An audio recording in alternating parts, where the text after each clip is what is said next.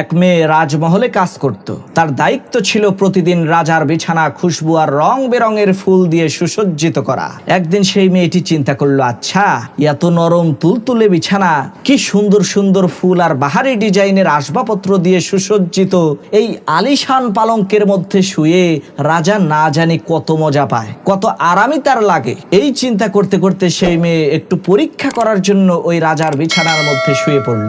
দুর্ভাগ্যবশত মাত্র 2 মিনিটের মধ্যে ওই মেয়েটার চোখে ঘুম চলে আসলো। রাতের বেলায় যখন রাজামশাই বিশ্রাম নিতে আসলেন, এসে দেখেন তার বিছানার মধ্যে চাকরানী মহিলা ঘুমিয়ে আছে।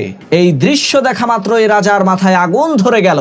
তৎক্ষণাৎ রাজামশাই সিপাহীদেরকে হুকুম করলেন, এই চাকরানীটাকে চাবুক দিয়ে আঘাত করো।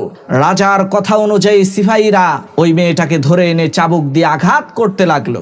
আশ্চর্যের বিষয় হলো, যখনই মেয়েটাকে চাবুক দিয়ে আঘাত করা হতো, ওই মেয়েটা আঘাতের যন্ত্রণা সহ্য না করতে পেরে জোরে জোরে চিৎকার করে কান্না করত।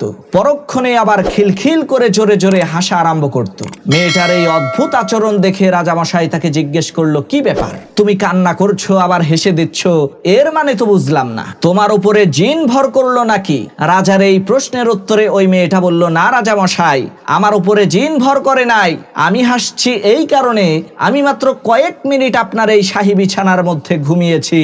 এর জন্যই যদি আমাকে চাবুকের আঘাতে ক্ষতবিক্ষত হতে হয়, জখমের যন্ত্রণায় হাউমাউ করে কান্না করতে হয়, তাহলে রাজামশাই, আপনি তো আপনার সারাটা জীবন এই শাহী বিছানায় ঘুমিয়েছেন, না জানি আপনাকে কত শাস্তি ভোগ করতে হবে। এই চিন্তা করেই আমি হাসছি।